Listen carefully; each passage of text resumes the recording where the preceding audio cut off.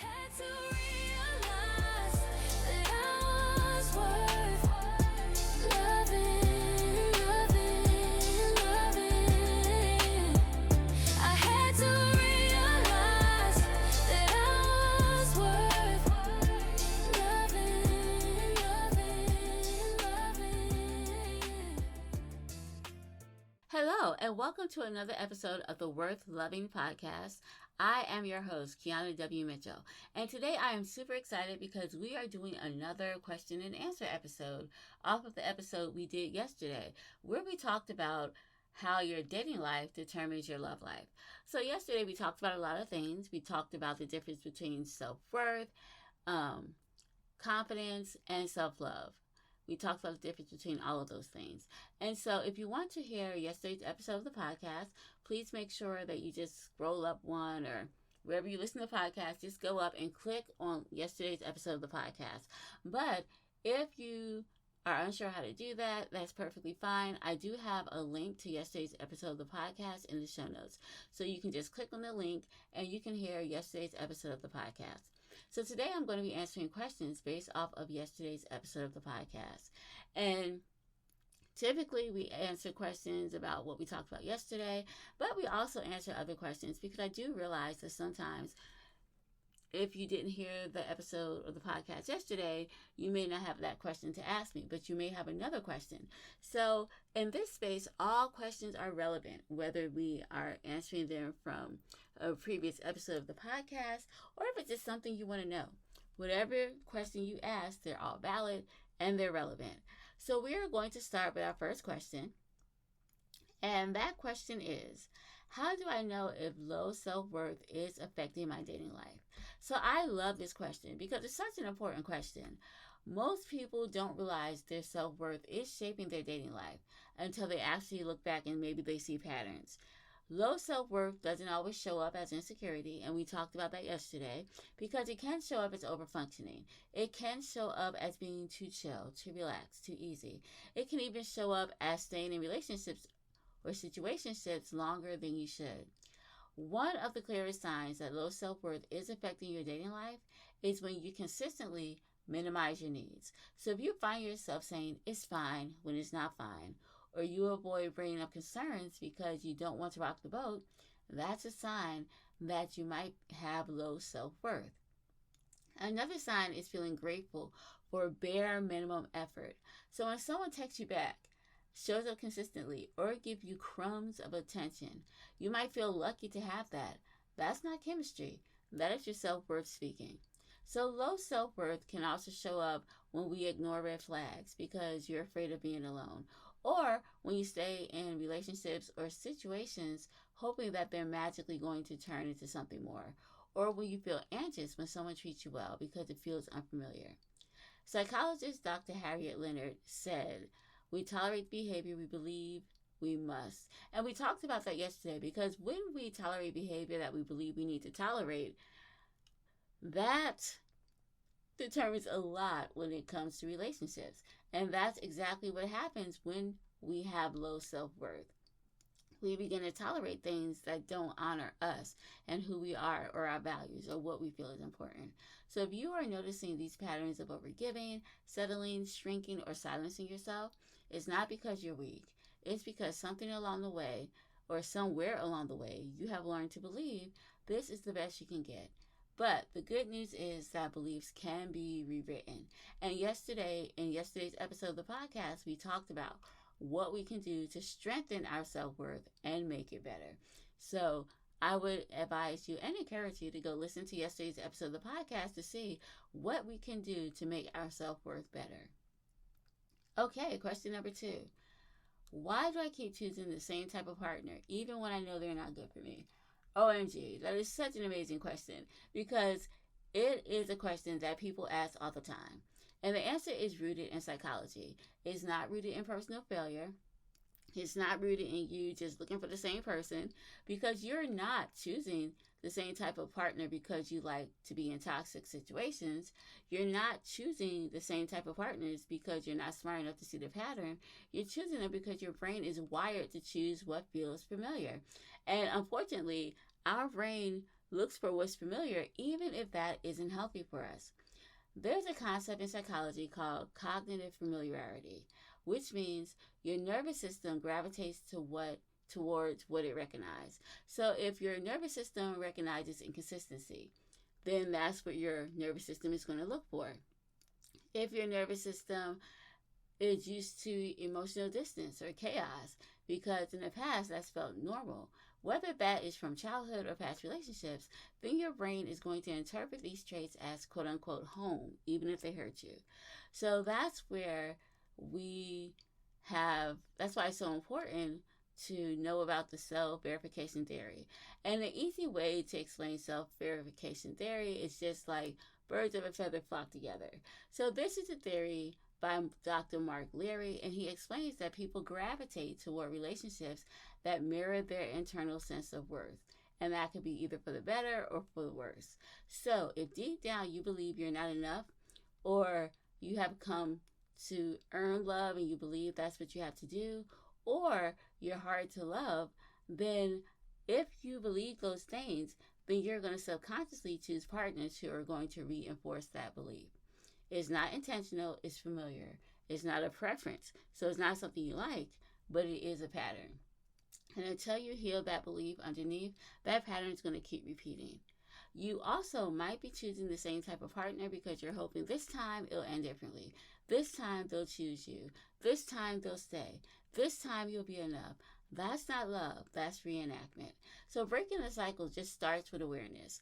Once you understand why you're drawn to certain people, then you can start choosing differently from clarity instead of wounds. And that's where everything will begin to shift once we realize these patterns and understand that, oh, this is why we're drawn to this person. Oh, this is why I keep choosing this kind of partner. When we realize that, then we can begin to change and shift and choose differently. Okay, we're going to answer one more question before we go to a commercial. All right, question number 3. How do I raise my standards without feeling like I'm asking for too much? Oh, I love this.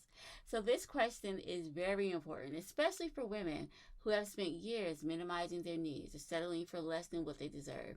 And I think when it comes to women, like, we are ingrained, we're taught from the time that we're younger to minimize our feelings. We're taught to put others before us because if you're going to be a good mom, you have to be there for your kids. And sometimes we neglect ourselves for many reasons. So this is something women we deal with anyway. And it is something that we also carry into our relationships.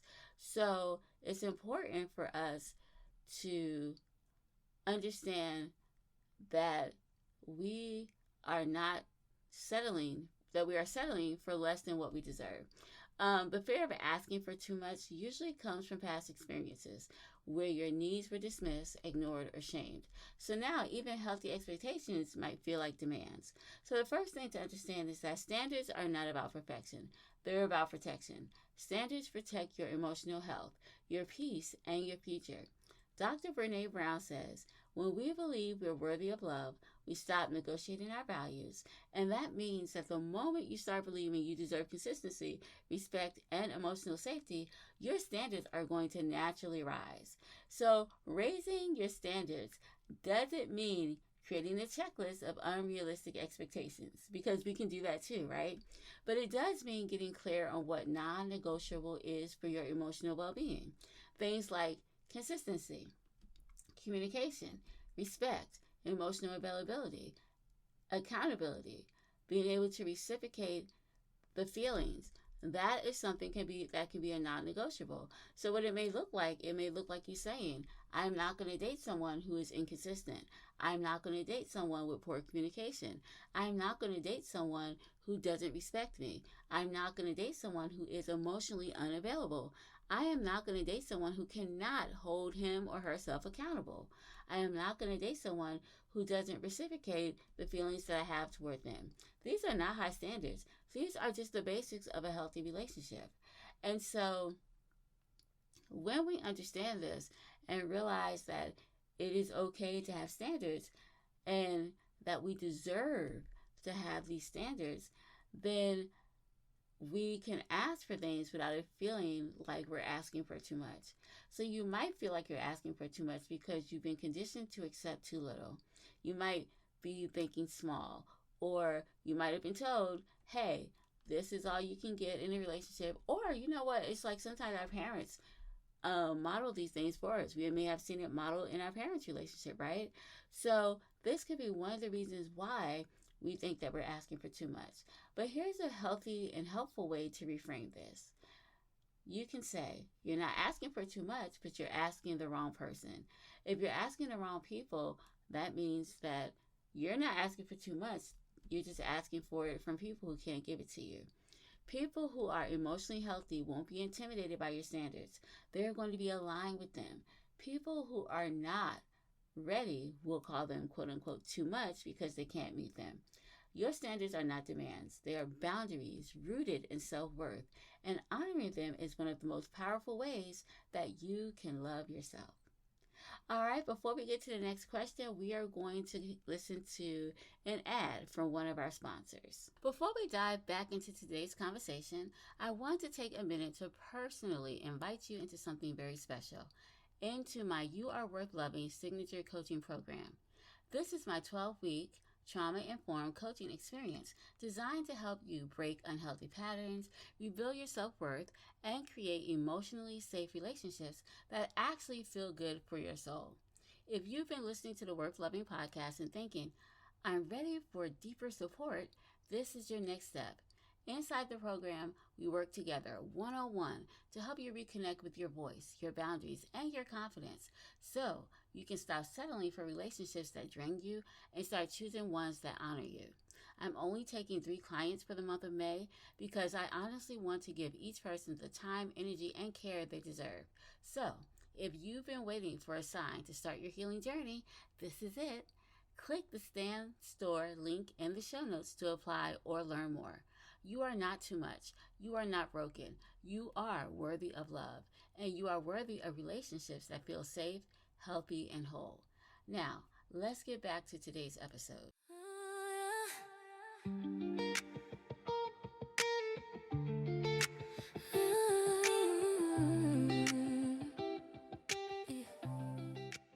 All right, so let's get back to question number 4.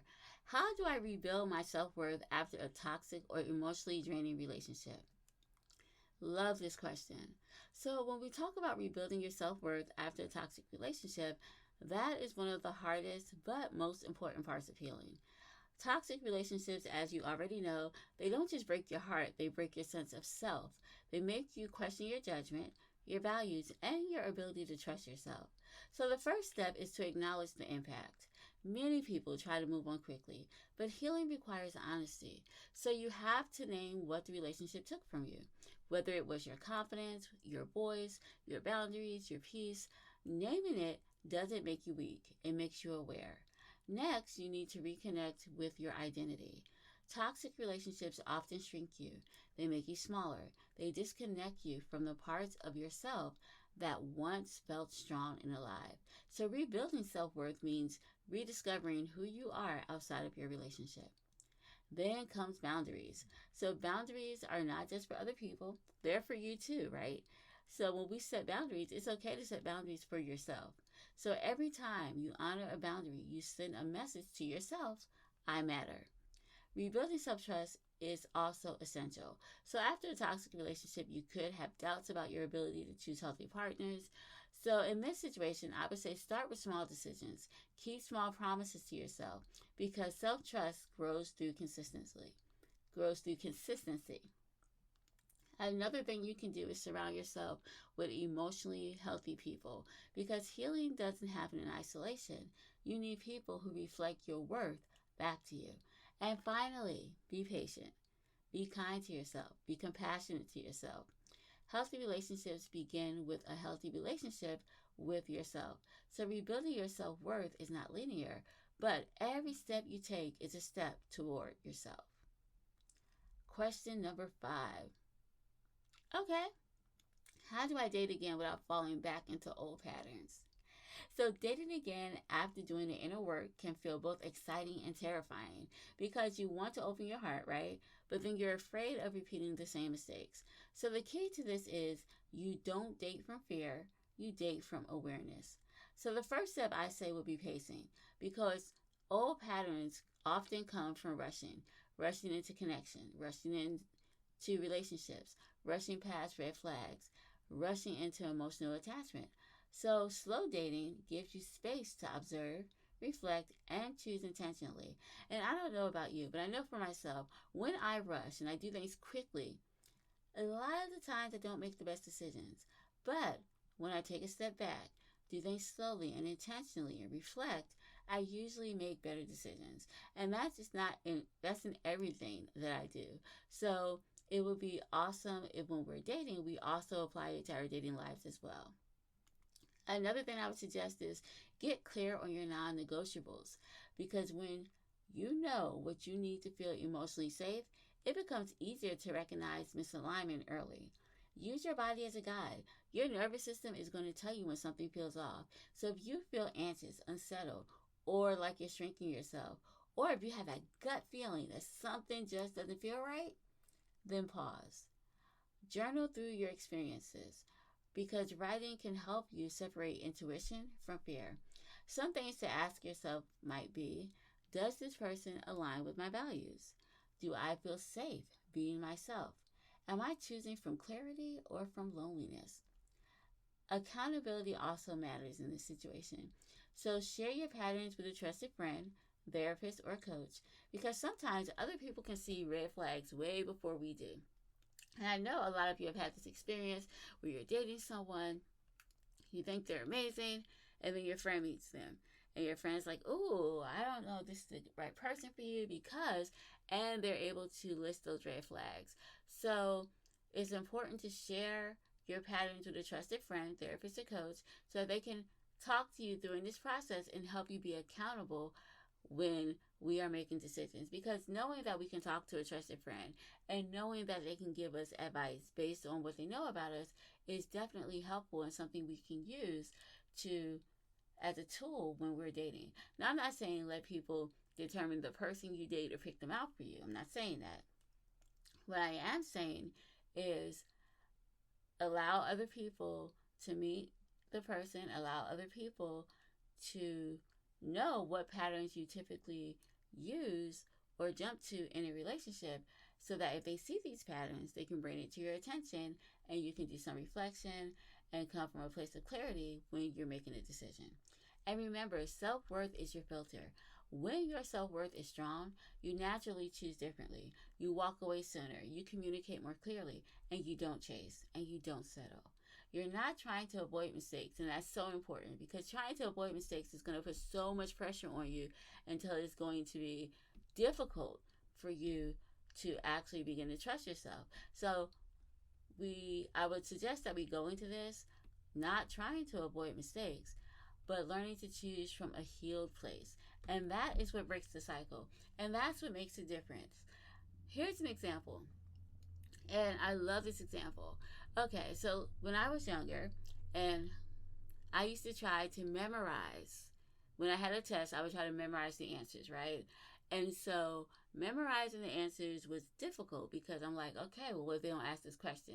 What if it's not in this order? So I've noticed that when I tried to memorize the answers when I was in school, I wouldn't really pass.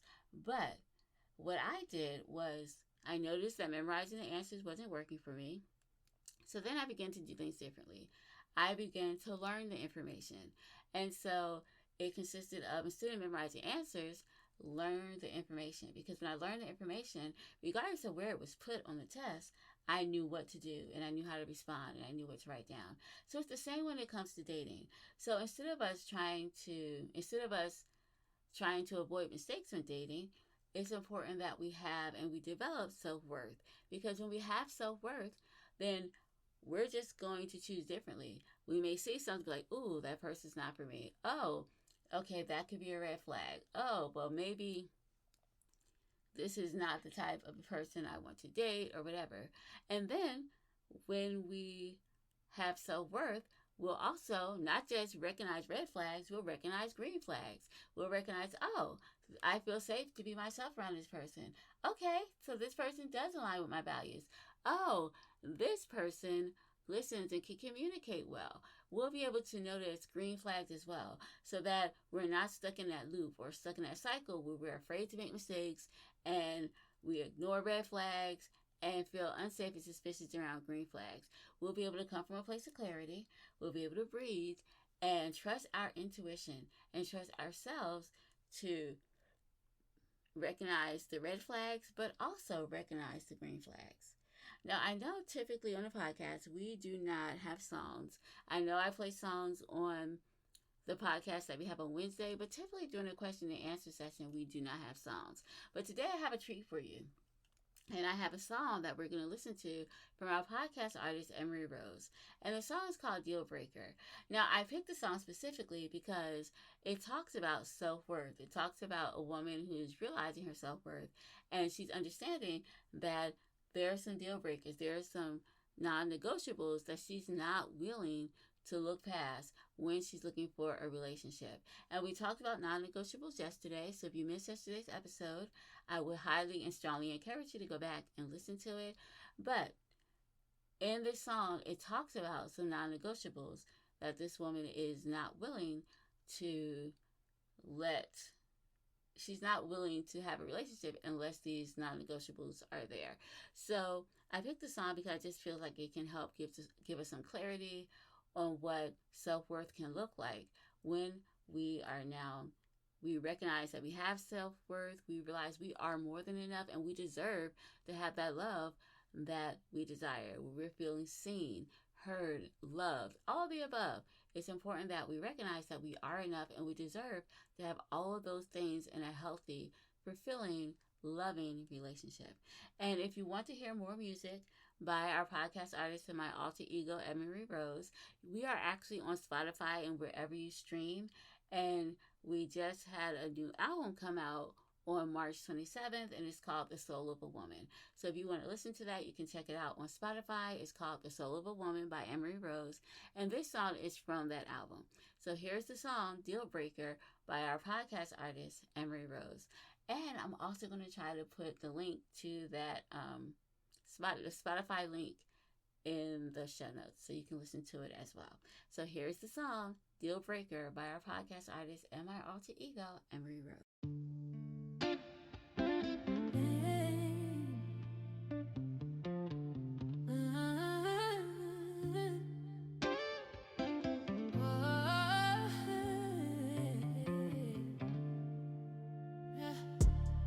Telling me lies, not spending time with me, wasting money, cheating on me.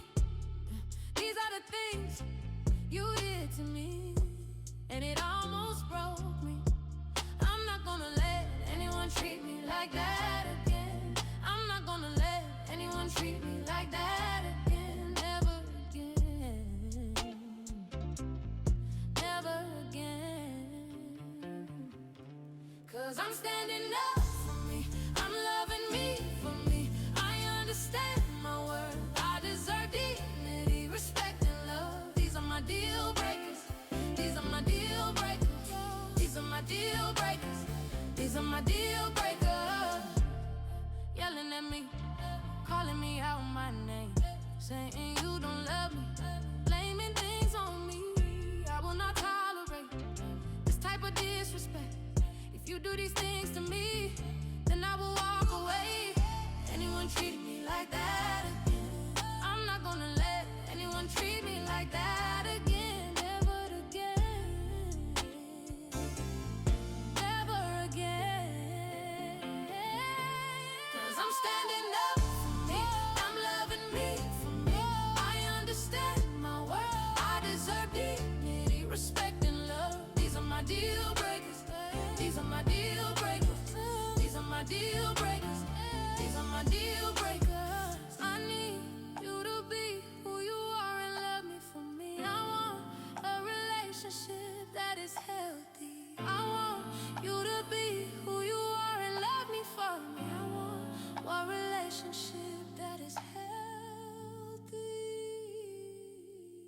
I'm standing up for me. I'm loving me for me.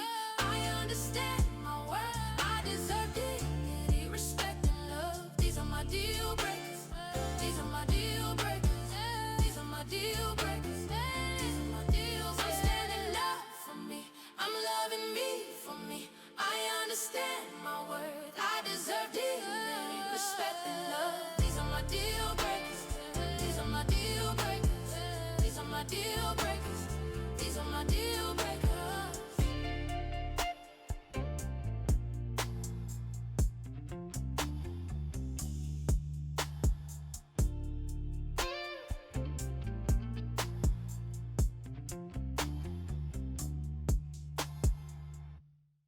As we wrap up today's question and answers, I want to take a minute to acknowledge the courage it takes to even ask these questions.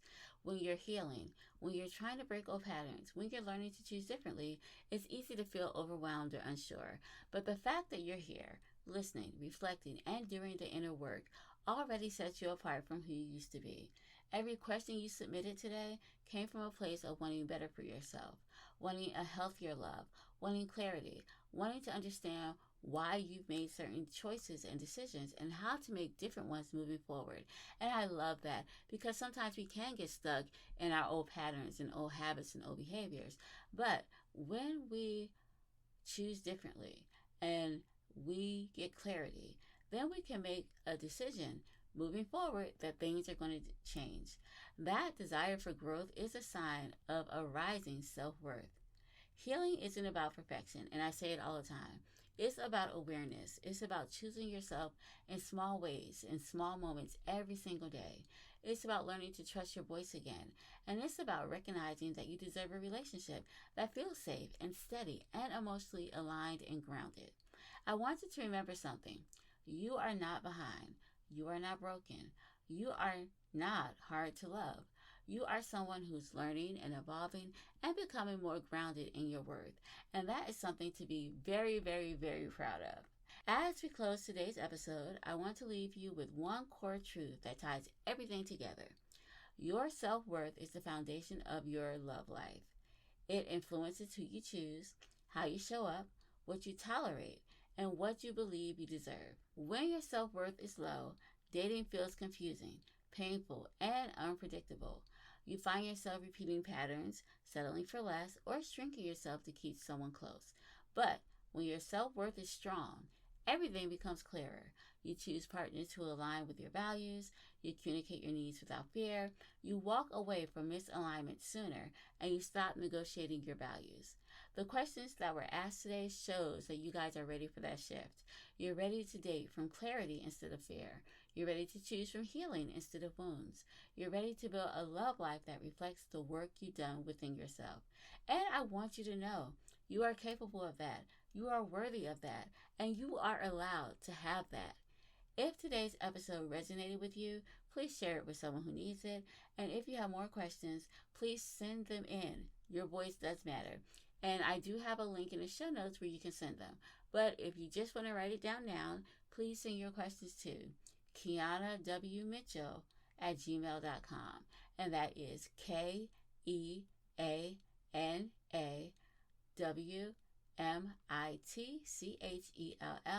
at gmail.com. Thank you guys so much for listening. Thank you for growing. And thank you for choosing yourself. I will see you next week on the Worth Loving podcast. And have an amazing day. Bye-bye.